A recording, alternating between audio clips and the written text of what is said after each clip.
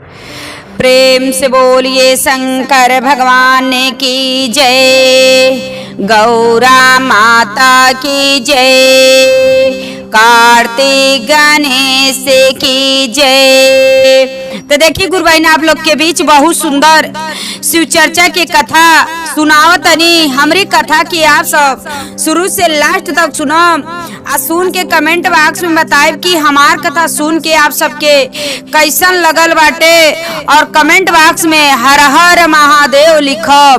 देखी गुरु भाई ने एगो औरत वाली उस सौतेली बेटी के साथे का कैले वाली, तो उनके महादेव जी उनके साथे का कैले बानी। तो आप सब हमरे कथा के शुरू से लास्ट तक सुनम, तब भी जानम कि उस सौतेली महतारी अपने सौतेली बेटी के साथे का कैले वाली। तो आप सब हमरे कथा के सुनी। देखिए गुरु भाई ना एगो औरत रहली, उनके एगो बेटा रहने, बेटा एगो रहने अपन लोग वही में अपन बहुत खुश लोग रहत रहल लोग। अपन पति पत्नी दोनों जानी लोग, अपन कहीं पत्नी जात रहली, औरत जात रहली केहू के घरे झाड़ू बहारू करत रहली, अब पति देव जात रहने तो केहू के घरे लेबराई करत रहने। देखी ऐसे अपन लोग कह के ले के लोग लड़का के लोग अच्छा से स्कूल में पढ़ावल लिखावल लोग अच्छा से कहल सोचे लोग अपने मन में ये कि लड़का के अगर हमन के अच्छा स्कूल में एडमिशन कराल जाई, पढ़ावल लिखाल जाई तो अच्छा लड़का के ज्ञान होई, बुद्धि होई, सब कुछ होई, तो हमन के समय बदली। देखी इतना उनके मन में विचार, औरत के मन में विचार इतना रहल, लड़का के अपने लोग जवन मांगे तवन ले आके खियावे लोग, आ तवन पहनावे लोग, आ तवन स्कूल जौने स्कूल में कह दे पढ़े के वो स्कूल में लड़का के अपने पढ़ावे। देखी जैसे जैसे लड़का कहत रहने वैसे वैसे महतारी बाप लोग एक के लड़का रहने करत रहलो। देखी जब लड़का गुरु बहिना धीरे धीरे सियान भइने, जब धीरे धीरे सियान भइने, अब सियान भइने लड़का जब कमाए लायक हो गई ने, तो महतारी बाप लोग केहू के महतारी बाप सोचिए कि अब बेटा सियान हो गई बाने, उम्र निकलत जाता, आ बेटा के शादी कईल जरूरी बाटे। देखी महतारी बाप वो लड़का के दोनों जानी लोग सोचा लोग कह लोग कि ये बाबू आ तू अब आवा घरे, आ तू शादी विवाह हो जा, तोहरो परिवार हो जा, हमरो पतो या जा नाती आ जाइए लो, तो घर भरल रही, आ वही में मन के ओकरे से तू बाहर अपन प्रदेश में कमैह। देखी लड़का कहने ठीक बा माई, जैसे तू कहबू वैसे हम करम। लड़का बाहर से प्रदेश से अइने घरे, जब प्रदेश से घरे अइने तो लड़का के माई दादा लोग दू चार जानी से कहल लोग, नाते हिते में कहल लो, तो नात हित जे ही सुनल कहल लो रह लो कि अच्छा लड़की आप सब देखब तो हम के बताई कि हम अपने बेटा के शादी करब। देखी बताओने तो लोग नात हित देखी अपने बेटा के शादी तय कैली, सब कुछ कैली, बेटा के शादी विवाह कर देहली। जब बेटा के शादी विवाह कर देहली, जब पतोई घर में आ गईली, तो अपन बहुत खुशी से अपन लोग दोनों जानी लोग रहे लगल लोग, सास पतोई बहुत बढ़िया से लोग रहे लगल लोग। देखी अब इनके मन में ये विचार आयल कि चला पतोई तो घर में बुला लेहनी, अब हमके भगवान एगो नाती दे देते हैं चाहे नतनी दे देते हैं खिलावे के, तो घर में कितना अच्छा खुशी कितना रहत। देखी कहली अपने बेटा से, बेटा अब तू प्रदेश न जइह, जब तक तुहार औरत गर्भवती ना हो जइहे तब तक तू प्रदेश ना जइह, तब तक तुहार खर्चा जवन होई हम मन के तुहार माई दादा हैं सब तुहार खर्चा चलावल जाई। जब तुहार औरत गर्भवती हो जइहे तो तू प्रदेश चल जइह, तब हम तो के मना ना करब। देखी अपने बेटा से वो औरत यह बात कहली। देखी जब तक उनकर औरत गर्भवती ना भइली तब तक वो प्रदेश अपने माई बाप के कहले प्रदेश ना गई ने।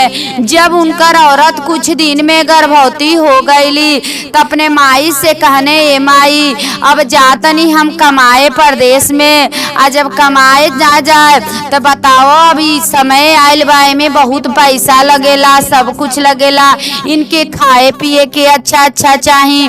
कहली कि ठीक बा बेटा, तू अब परदेश चल जा, तो के हम मना ना करब। हम तोहरे औरत के अपने पतोहे के देखभाल हम करब, जवन घटी जो कुछ होई सब हम ले आवे के तैयार बानी। देखी इतना उ लोग देखभाल अब अपने बेटा से। बेटा खाने माई से माई कहली, ए बेटा तू चिंता न करी, हम तोरी औरत के एकदम जवन कुछ कहिए तवन हम देखभाल सब कुछ करब। देखी इतना बात तो अपने बेटा से कही दहली। बेटा कहने ठीक बा माई, अब अपन जा तनी हम परदेश। देखी अब बेटा गुरबहिना चल गई ने परदेश कमाए। जब चल गई ने, जब परदेश चल गई ने कमाए, अब उनकी औरत के दिन पे दिन समय और बढ़त जाताटे। जब 9 महीना हो गई तो उनके गर्भ से बहुत सुंदर एगो बेटी के जन्म भइल, बहुत सुंदर एगो लड़की के जन्म भइल। तो देखी एगो लड़की के जब जन्म भइल बा गुरबहिना, तिनकर सास ससुर लोग कहले बा लोग, हमरे घर में लक्ष्मीनिया आइल बाटी, लक्ष्मी आइल बाटी। इनकर बहुत खुशी लोगन के अंदर भइल कि चला हमरे घर में लक्ष्मीनिया आइल बाटी। देखी अपने पतोहे के लोग मान जान, बेटी के उनके गर्भ से जौन बेटी भैली उनकर भी बहुत मान जान लोग करता लो। अपने बेटा से कहली, ए बेटा अब तुहरे बेटी भैल वाली, तू परदेश से चली आई तो अपने बेटी के देखे, आ फिर देख के अपन 1-2 महीना रह के अपन फिर परदेश चल जाता। अरे उन्हू के मन है कि हमार पति देव तो आवे है, थोड़ा 1-2 महीना घूम जा, उनके मन के काहे इतना तू दुखावत कहली। कहना ठीक बा माई, तू कहतलू तो हम आवते बानी घरे। देखी बेटी माई कहली बेटा से, तो बेटा घरे आईने। जब बेटा घरे आ गई ने तो 1-2 महीना अपने घरे रहने। देखी इहे ना जाने ला केहू गुरबहिना कब केकर समय कब बनी, कब केकर समय बिगड़ी। देखी बस उनकर औरत का भइल, एक बैग इतना ज्यादा बीमार पड़ गईली बेचारा। उनकर पति देव बीमार पड़ गईली, इनकर पति देव सास ससुर लेके लोग हॉस्पिटल गए लो, वहाँ दवा उवा लोग करावल लोग, सब कुछ करावल लो, लेकिन बेचारी बचली ना। उनकर वही जा मौत हो गई, मर गईली। जब मर गईली तो उनकर घर परिवार सास ससुर उनकर पति देव वही जा लोग बहुत रोए लगल लो, और रो के लोग वही जा बहुत रोए लगल लो। कह लो कि एगो तो बेटी के जन्म देहली, अभी 3 महीना के बेटी भैली, तब तक हम भगवान के का बिगड़ले रहनी कि भगवान इनके अपने लगे बुला लेहने। आखिर में कवन गलती हमसे भइल, आखिर में भगवान तो हमके बतौते। देखी बेचारी अपने घरे लोग आए, लोग लाश के लेके घरे आए लो। देखी क्रिया कर्म काम को सब कुछ कैलो। जब काम क्रिया बीत गए, अपने में बेटा और माई और बाप तीनों जाने लोग सोचा था छोटहन के लड़की लेके किंकर देखभाल करिल जा। कैसे अब बतावा, घर में बेचारी उ रहली, इतना नीक रहली, भगवान के घर खाली रहल, भगवान उनके अपने लगे बुला लेहने। अब बतावा अब हमन के समय के देखी कैसे हमन के समय अब कटी। बतावा हमन के तो तू देखभाल कर देब, सब कुछ कर देब, लेकिन तोहरे आगे पीछे बतावा के रही।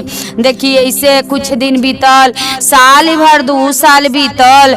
जब 2 साल बीत गई तो कहली अपने बेटा से, ए बेटा कहता तो तुहर शादी दूसर कर देती। कहने ना माई, अगर दूसर हम शादी करब तो दूसरे घर के औरत आई हैं, तहाई जन बेटी वाली इनकर मान सम्मान ना करिए, इनकर देखभाल ना करिए। कहली कि ए बेटा सब केहू एके तरह ना होला, देखो हमन के घरे भगवान सब कुछ देले बाने, लेकिन वही भी ना एगो घर अन्हार हो गईल। देखो गरीबे घर के लड़की आई हैं, तिनकर देखभाल करिए, सब कुछ करिए, तू चिंता न कर। कहने ना माई कैसो लड़की आई हैं, इनके हमरे बेटी के उ रक्षा ना करिए, देखभाल ना करिए। माई बाप लोग एकदम बेटा के लोग समझावे लोग, बेटा कहने माई तो हार मर्जी, अब हम कुछ कही नहीं सकेनी। देखी माई बाप लोग उनकर देखल लोग, दूसर लड़की देखल लोग, गरीबे घर के लड़की देखल लोग, कह लोग ये कि हमके कौनो सौर सामान कुछ ना चाही, बस एगो आपके लड़की के चाही और हमके कुछ ना चाही। देखी गरीबे घर के तो लड़की अली, शादी तो अपने बेटा के कई दहने लोग, आ जब शादी कर दहने गरीबे घर के लड़की अली, आ जब जैया अली तो दिने साझी के ले जाके उनके गोदी में वो लड़की के ले जाके धो दहने, कहने देखो ई जैसे हमार लड़की है तो समझियो तोहरो लड़की है, ई तोहार बेटी है। वहाँ ते कह देली अपने पति देव के सामने कहली हाँ ठीक बाटे, ई हमार बेटी है। देखी लेकिन गुरु बहिना इतना अच्छा वो लड़की के, वो लड़का के माई दादा लोग इतना अच्छा रहल कि अपने नातिन के लोग उहे सेवा सत्कार सब कुछ करे लो, उनके ना लोग छोड़े लो, कहे लो कि घर में काम काज करतली सब कुछ, तो हमन के लड़की के सेवा सत्कार हमन के कइल जा। देखी गुरु बहिना ऐसे लड़की धीरे धीरे 10-12 साल के जब लड़की हो गईली तो कुछ देखी जाने लायक हो गई वाली लड़की, जब भी जातली घर में तो खाना खाए चाहे कुछ भी करे जातली, तू जो सौतेली मैभा मातारी वाली हमेशा वो लड़की के डांट फटकार हमेशा लगावतली, कहतली कि बनल बनावल पा जा तलू, खा ले तलू, ने को काम करे बा ने कुछ करे बाटे, आ जब भी बना के धैले रहतनी तावतलू पेट भर के चल जातलू, आ तो के काम ना। देखी लड़की आके अपने दादा से अपने दादी से कहत रही कि ऐसे ऐसे माई बोलत अली, आप अपने पापा से भी देखी गुरु बहिना केहू के सामने उ ना बोलत रहली, जब भी बोलत रहली अपने सौतेली बेटी के तो अन्हे बोलत रहली, जब केहू के सामने बोलती तब ने केहू विश्वास मानत,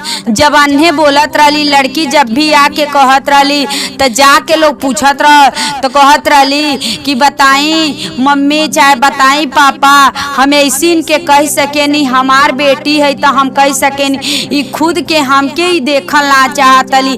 देखी गुरु बहिना उ सौतेली मैभा मातारी खुद के बेटी पे इतना बढ़न लक्षण लगावतली। देखी अब का कैली, वो लड़की के मन में इतना विचार आइल कि देखली गांव के लोग तो जातने स्कूल जात रही पढ़े तो देखतली भोले जी के मंदिर पे इतना ज्यादा भीड़ बा। देखी सावन के समय रह, जब देखली इतना भोले जी के मंदिर पे इतना भीड़ बा तो ही जा रुक के आ सब हम देखे लगली, सब देखे लगली। जब सब देखे लगली तो कहतली, वही में से पूछतली ये चाची तू हम लोगन यहाँ का करे आयल वाला है, का लोगन थाली में सजौले वाला लोगन ई कैले से का होला। देखी वही में से कहल लो कि ये बहिनी देखा है बेलपत्र हवे, है फूल है भांग है धतूर है जल मिठा चाल सब कुछ लोग बतावल लो, कहल लो कि देखा ई भोले बाबा के ऊपर चढ़ौले से जवान भी तो के दुख होई, जवान भी तो के कष्ट होई, तवन तू कहबू त भोले बाबा के सब स्वीकार करे ने आ सब सुने ने, लेकिन मन साफ रही, मन साफ रही तबे कि मन तन धन लगा के सब करबू त भोलेनाथ तुहार सब दुख के दूर करिहे। देखी लड़की ते इतना बात वो औरत कहलो, लड़की के दिमाग में घुस गई। आइली घरे अपने दादी से कहली, ए दादी हौ जौन भोलेनाथ के मंदिर बा वही जा बहुत लोग पूजा करत रहने, हमहू पूजा करे जाई। देखी दादी के लड़की के दादी के मन में आयल चलो इतना तो इनके सीख मिलल कि कहत अली पूजा करे जाए के तो जाई पूजा करे। देखी अब वो लड़की का कैली, सावन के समय चलत रहल, प्रतिदिन उ का का करें, जहाँ बेलपत्र तूर के ले आवे, जहाँ से जवन पावे तूर के ले आवे, आ भोलेनाथ के मंदिर में जाके चढ़ावे। आ इहे कहें कि हे भोलेनाथ, हमके जन्म देहला त हमरे माई के काहे छीन लेहला, आ छीन लेहला त मैभा महतारी देहला त हमके बताव इतना दुख देतली। आ जब भी हम केहू से कहतनी त हमरे बात के केहू मानत लोग ना बाटे, काहे से कि केहू के सामने ना गलती करेली, जौन भी करेली तू अन्हे करेली। देखियो जब भी महादेव जी के जहाँ पूजा करे उ लड़की, तब भी यह बात कहें कि हे भोले बाबा, इतना गलती हमार मैभा महतारी करेली, हम केहू से कहे नी तो केहू विश्वास ना मानेला, यहाँ तक कि हमार झोटा नोच के मारेली, हमन कान उखाड़ेली, लेकिन कहे नी तो कहेली लोग केहू से कब तक कहिए कि बताओ मम्मी, बताई बताई पापा, इन्हों के पापा हमरो पापा से कहिए कि हम ऐसा कह सकेनी। सब केहू उनके बाती पे विश्वास कर लेला। देखी उ लड़की जाके महादेव जी के लगे यह बात कहत रहे हमेशा। एक दिन और इतना मारी देहली, आ जब मार देहली तो कहली लड़की रोवत के अली अपने दादी लगे, कहली कि ये दादी, हमके अम्मी सीढ़ी पे से ढकेल देहली है, आ तू हम बात ही लोगन ना मानतला, हमके मम्मी सीढ़ी से ढकेल देली। गईली पूछली, कहली नाही हम ढकेली ना, उतरत रहली है तो हम पीछे से आवत रहनी ती कहतली ढकेल देनी। देखी अब लड़की के जब बात केहू ना मानो, तू गईली महादेव जी के मंदिर में, महादेव जी से कैसे अब का कहतली, हम रोज दुखवाए महादेवा पे जो सुना में अरिया, पे जो सुना में अरे, हम रोज दुखवा उरे सुनिए महादेव।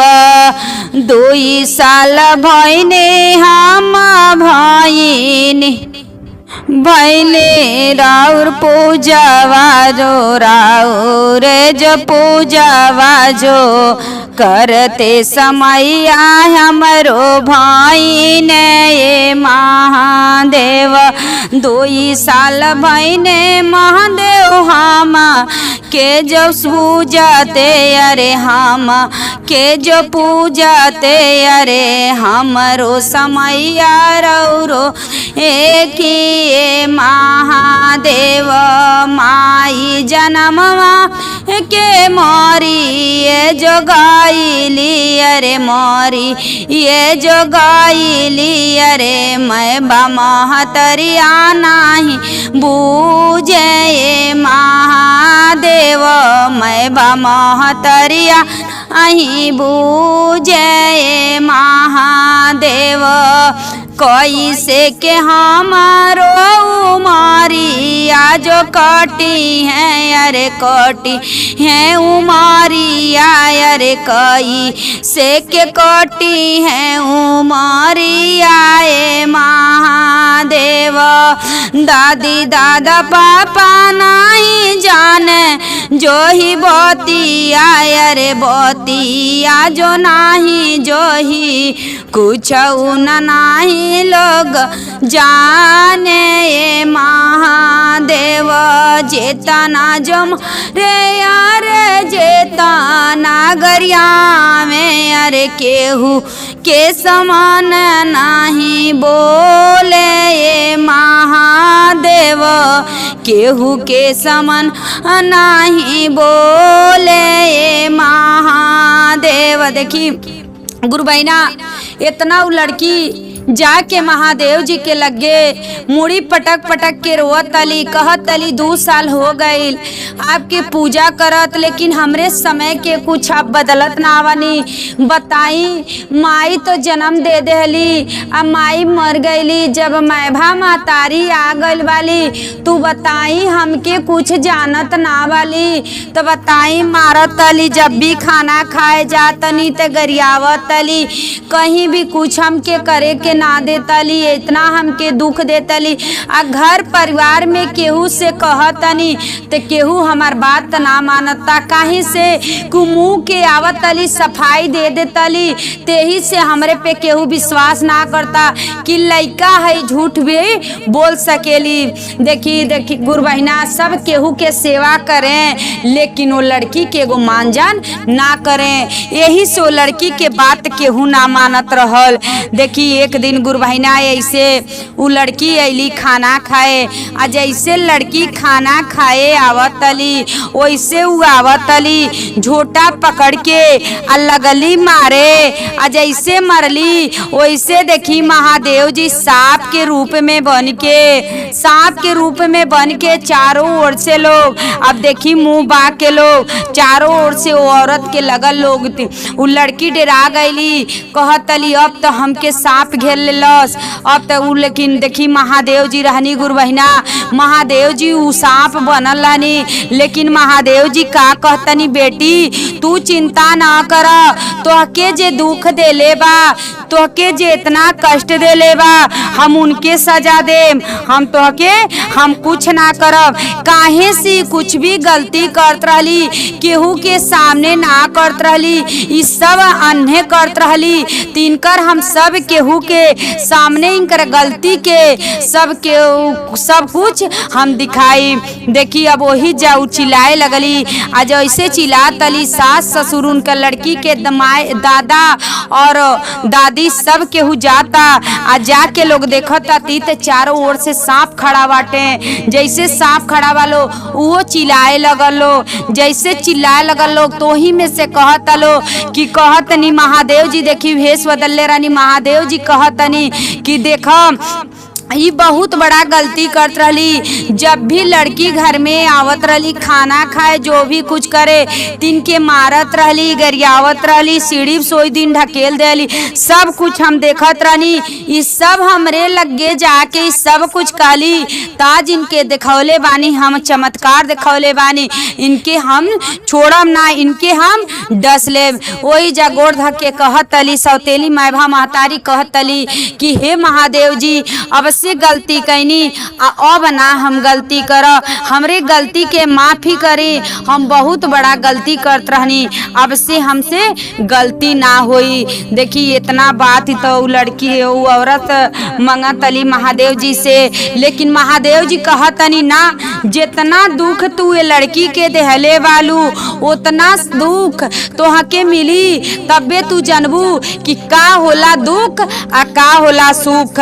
कली नाम महादेव जी हमसे इतना बड़ा गलती भइल बा, अब हमके दुख ना कहने ना, तोहके जब तक दुख ना मिली तब तक तू जानबू ना का दुख होला आ का कष्ट होला। देखी उतना महादेव जी जरूर देखी वो गलती जितना कैली कुछ दिन के लिए उनके दुख ऐसा देने कि तड़प तड़प के रहें, लेकिन तो अपने जब तक उस सौतेली बेटी के गोड़े ना गिरली तब तक महादेव जी उनके माफ ना कैले बानी। तो आप सब गुरु बहिना ऐसा ना करम, अगर मैभा महतारी बन के जातनी, अगर बेटी वाली सौतेली तो कर मान सम्मान देखभाल सब कुछ करब, काहे से वो सब भगवान देखे ने, सब कुछ ऊपर वाले देखे ने, जे जवन गलती करी ओके दुख देवे वाला महादेव जी बानी, उहे बनावे नी, उहे बिगाड़े नी, उहे सब देखभाल करे नी। तो आप सब गुरु बहिना हमरे कथा के शुरू से लास्ट तक सुन के आ कमेंट बॉक्स में हर हर महादेव लिखम।